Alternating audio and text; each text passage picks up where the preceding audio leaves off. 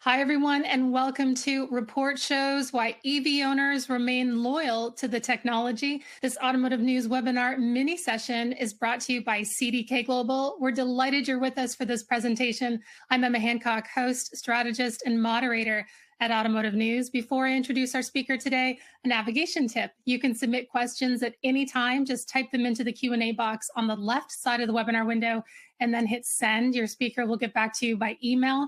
Joining us today is Dave Thomas, Director of Content Marketing at CDK Global. And now I'll turn it over to Dave to get us started.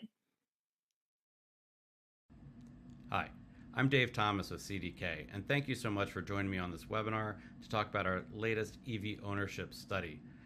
And before we get started, I do want to say you can find this full study as well as all of our other research at cdk.com/insights. We have blogs, we have the white papers, as I mentioned, our research, and our ease of purchase scorecard, which we publish monthly, and it tracks how easy people find it to buy a car at the dealership. And we see some terrific value and information in that every month, as well as everything we produce. So please check that out when you have time. So a little bit about myself. I've been in the industry for about 20 years, much of that time with EVs. When I was managing editor of Cars.com, we bought the first Nissan Leaf in Illinois, one of the first in the country. We bought a Chevy Volt. We really tested those early EVs to their limits. And since then, I've driven a number of EVs. I used to be able to say I've driven all the EVs on the market, but now there are just so many, I can't get to them all. And then when I was on the OEM side, I was able to help Nissan and Harley-Davidson a little bit with their EV presence, with the Aria EV specifically for Nissan and the Livewire brand for Harley-Davidson. So lots of EVs in my background, leading us to this ownership study. At CDK, we have taken a pretty significant look at EVs in the marketplace because they are one way or the other going to be part of the future mix for dealers. So they are very important to study. They are different in a number of ways. So we do these studies and this research to find out what is different, what is unique, and what can help dealers in the end help sell and service more EVs. So today we're going to take a quick look at the market. We're going to dig into what the owners told us. We're going to look at some of the changes in charging, where service might be a sore spot, the dealership's role in EVs, and a little bit more. So about the study itself, we surveyed approximately 500 EV owners. We made sure they had owned an EV for at least 6 months and had at least one service visit, but 88% had 1 or more years of ownership. So they really know their EVs and able to give us some really great insights. And this year we did make one change. We surveyed more non-Tesla owners than we had last year. Last year was about 50% of each. And as Tesla's market share declines, we wanted to be accurate with that number and make sure it's a good representation of what's really going on in the marketplace, especially since most of our audience is that dealer audience and they don't sell new Teslas. So let's look a little bit at the overall market before we dig into the study's findings and what's going on. And where we stand as of the end of 2024, EV sales doing really well. You can see over time, EV sales steady, and then they spike, steady, and then they spike, leading to that 1.5 million units sold last year, almost 10% market share. Really solid number. Unfortunately, as we look at 2025, we might not see another spike, and we might be hoping for steady. And we'll talk at the end a little bit about that and what we're seeing for the future. But still, 1.5 million sold, really solid number. Right now feels like this. There is so much going on in the economy overall, not just at the automotive industry level, but broader economy, tariffs, obviously weighing on everyone, and then just OEM changes in terms of their strategies towards EVs. Just so much going on, lots of question marks, roller coaster. So what's positive going on with that roller coaster that we're living in? Far more EV models on the market, over 70 right now. I've always said that more variety of EV offerings, the better. We had too many of the same type of crossover, compact SUV type, look, hatchback look, like the Mach-E, those type vehicles. And so things like three-row crossovers just really kind of entered the market recently. So the more of those, the better.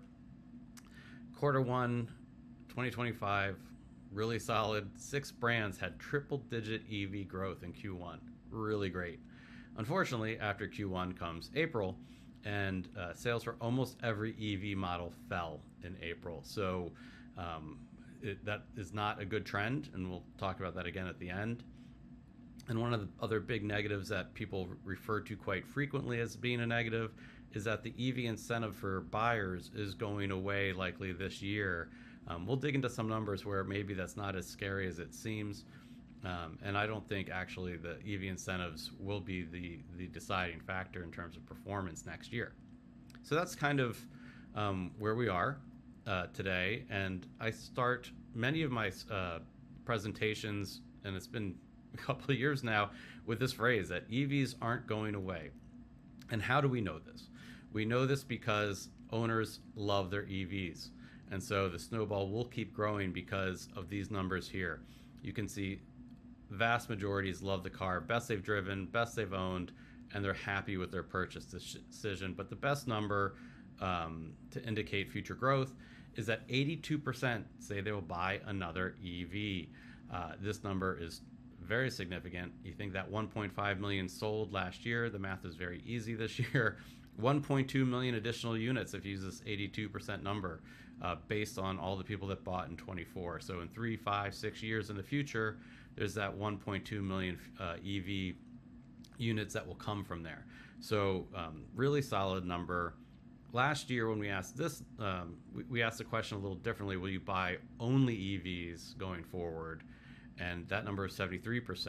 And so this year we want to take into account that people had more than one car in their household. And so we're going to dig into that a little bit more too, because that is important and helps actually sell the EV knowing that they have a different vehicle. So the negative here was that these numbers dropped. Some of these positive vibe numbers dropped from last year, but that's mostly due to the Tesla having less Tesla owners. Tesla owners are more enthusiastic about their vehicle. So talking about that household and having more than one vehicle, EV owners this year definitely are keeping one foot on shore, one foot in the water. 69% of non-Tesla owners told us they will always own a gas or hybrid car along with their EV. So that is a significant number. Even though vast majority, over 90%, say they use the EV as their daily driver, as a predominant vehicle in the household.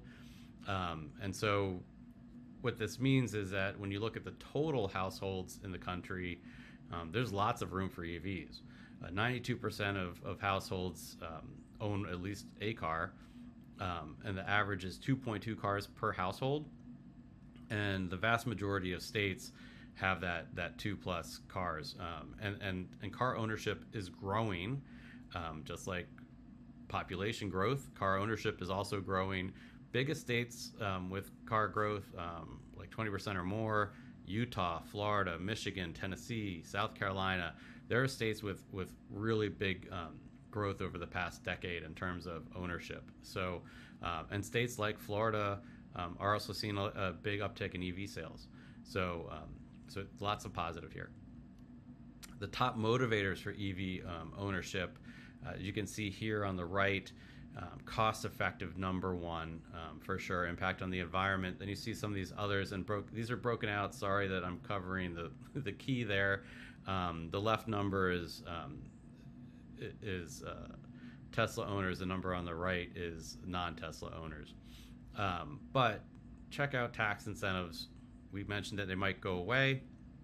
They're number 7. They're ranked 7th in terms of a motivator to purchase an EV. So they might spur, some sales, especially we hear with that lease incentive that dealers are able to get some buyers coming in underwater into a EV lease in a way to help them out with their monthly payment. But for the general EV buyer, they are not a big factor. And again, 76% of owners said they have saved money by driving an EV. So that number one factor, cost effectiveness, proved out after ownership. So very significant. Now, charging was one of the things that we saw that definitely impacted things, where we see some really significant changes. Again, I'm sorry, I'm covering one of our stats there, but it's the everyday stat. 34% are charging every day, but that number is down. And that what we're seeing an increase is people taking 2 to 3 days before charging. So this is a sea change, in my opinion. This is a big deal, and the reason this is happening is that EV range on new EVs coming to market is improving. The daily commute, sorry, it's miles, not MPG. The daily commute for an EV owner is 17 and a half miles, and 76% of these owners we surveyed EVs have 250 miles of range or more. That's just a huge change. So if you're doing 20 miles a day, let's say, and you have 250 miles of range, you're going out the next day, you got 220. That's not going to really worry you. You're not going to really have to plug in. You might not plug in until it gets down to 100, right? So we really see that the technology improving, sales of these longer range models improving, is going to change the charging habits, really, which is quite interesting. Because originally, why is it interesting? Originally, people just thought, and people in the EV industry thought, oh, let's compare this to an iPhone and how people charge it every night. But it's not.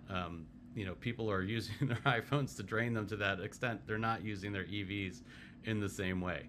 And we don't have a study on iPhone use, unfortunately, but people use their iPhones quite a bit. Charging at home. So the majority of EV owners have installed a home charger. Last year, that number was higher at 76% compared to this year at 63%. Big drop. 63% said they installed a charger. We're not quite sure on why that number has dropped so significantly. It could be because ranges are longer and people feel they're fine with charging at public chargers or at work. But what is most important is for the 63%, they are going to the dealership for guidance on getting that charging system installed. So if you are a dealer and you don't have an OEM assisting you with charging, or you don't have a third party involved to help you sell that charger and sell that installation and work it into the deal, into the monthly payment, you're probably at a deficit. That is what we see a lot of dealers doing right now. So definitely a focus there on making sure you have that charging system as part of the sale of the car. It is something that is very unique to EVs. Obviously, you're not selling a Shell or Mobil station to someone who's buying a gas car. So once they get the cars on the road, what's going on? 45% said they had no problem with long distance traveling in their EVs, which, when you think about it, it's roughly half. And that's good. The number one issue that people had on long distance travel was just that the charging stations were full. They had to wait. It wasn't a technical problem for the most part. The app reliability showing stations that were available and not was significant. For the most part, it was the waiting was the worst part. But as we're going to see on the next slide, long distance traveling, what do most of us think about with long distance traveling? We think of the road trip. And so we've made sure that we studied this aspect of ownership, because we hear, and I've honestly heard from day one of EVs, that the Great American Road Trip is what's kind of being a stumbling block along the way of a purchase of an EV. Sure, it's great every day.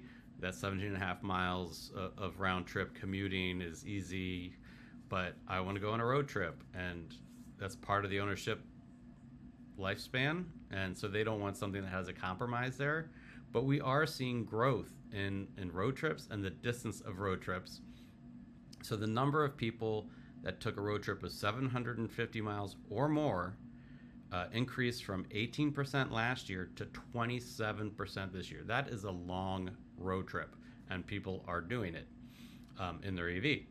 And the number on the right, that looks like a lot of time that people are waiting, but that that really corresponds to the number on the left, that the longer distance that will accumulate.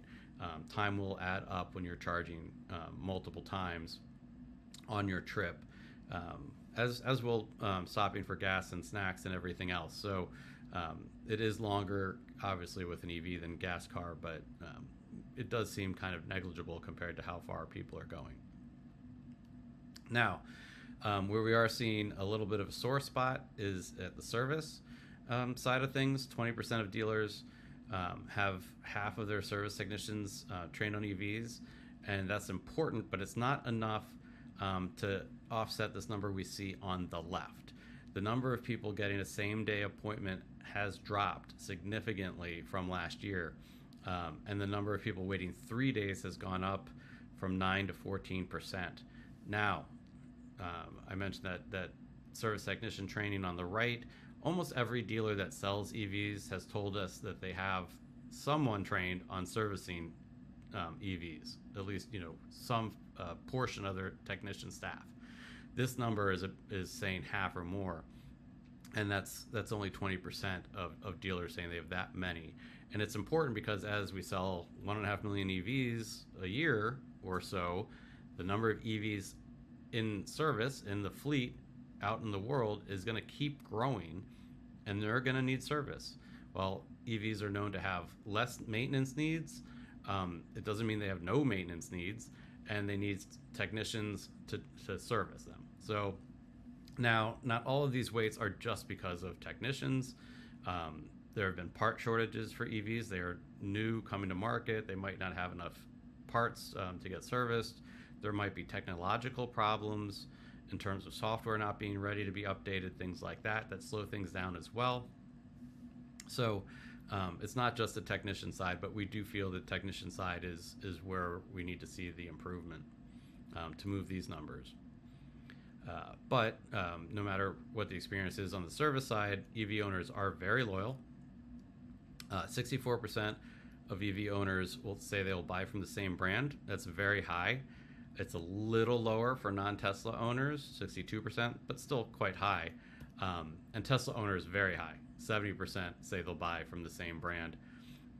If you're wondering out there, does this have anything to do with the CEO of Tesla? The survey was done between the election and the inauguration. So some of the CEOs, political involvement was taken into account, and still it was this high in terms of loyalty. So if people are wondering what that impact is, it's a pretty clear indication. But for non-Tesla owners, the dealership is really the epicenter of the EV purchase. 61% of EV owners said that the salesperson convinced them to purchase that EV. That's up from 56% last year. That's really significant. And why is that significant? Because 79% were considering a gas or hybrid vehicle as well. So not everyone, in fact, only 21%, were 100% sure that they wanted an EV. The vast majority were on the fence, and the salesperson got them off the fence. And 67% completed the entire purchase at the dealership. There was an idea when Tesla launched, and they had a direct-to-consumer market, and they succeeded and they were successful, that people would only buy EVs online, just like Tesla was trying to do. But that is not the case. Only 6% of non-Tesla owners said they completed the purchase entirely online. The rest in between those two numbers are did a little bit online and the rest at the dealership. Only 9% of Tesla owners said they purchased, or they went through the purchase process entirely online. So even Tesla owners see that Tesla store as a dealership, and they're going into that dealership, that store, to get their Tesla. So it is not a foregone conclusion that EVs are something that people want to buy online. They're not that different from regular cars. And one of the ways they're not very different than regular cars is the test drive. These numbers on the left are from a study we did last year, not too long ago, but last summer, I believe, of a few thousand car shoppers of all kinds, EV, gas, hybrid, And 91% of all car shoppers said they took a test drive, and 78% said it was a test drive alone that sold them on that car they purchased. So what about EVs? 95% of EV owners said they took a test drive. So that's higher. And it's one of those things we hear. I was just at a conference last week. We talked a lot about EVs. What people were saying, what dealers are saying is just get them in the EV, just get them in the car, just get them behind the wheel. The benefits will become clear immediately. So that test drive is very, very important to get people into that EV. So what's next? Try to find an appropriate picture, and this is kind of how it feels. As I mentioned at the onset, we have a lot going on in the industry. We have a lot going on in the economy. We have a lot going on in the country, around the world. It seems like a never-ending onslaught of information and news happening, and it's a little hard to kind of predict what will happen with EVs. Like I mentioned, that Q1 was great, April wasn't, right? So what's going to happen in the future? Well, one of the indicators I kind of looked at, and these numbers are very new, is the number one EV market in the country is California, and their market share of EVs last year was 25%. So while the whole country was 9%, California is 25%. That's how far ahead they are of everyone else in EV market share. Mandate or not, they've gotten to 25%. So California also does an excellent job tracking the sales of EVs in their state. And so they came out with their Q1 numbers, and they also came out with what they predict 2025 to look like. And the numbers are down. So the numbers that California is estimating for market share is 23% in 2025. Again, based off Q1 numbers. What did we say earlier? Q1 numbers were good. April's were not. So this number, this 23% estimate, could go lower. This is also California, the biggest penetration, biggest market share. What about the rest of the country? If California is going down 2%, how farther down will the rest of the country go? Or will it be a little different? Maybe California's saturated. I don't think so. I think the rest of the country will underperform California like they underperform California right now. So this year could be a very down year for EVs unless something changes in the broader economy and people want to go buy cars. So it could be a very rough year, but what we should focus on are a lot of the numbers from that ownership experience, that it's still very positive.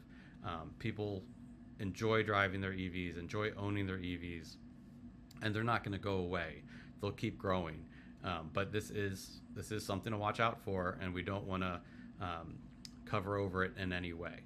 So again, thank you so much for listening to this webinar. Please visit cdk.com/insights. We have a lot more research there from our terrific research and insights team, so go check it out. Again, thank you so much.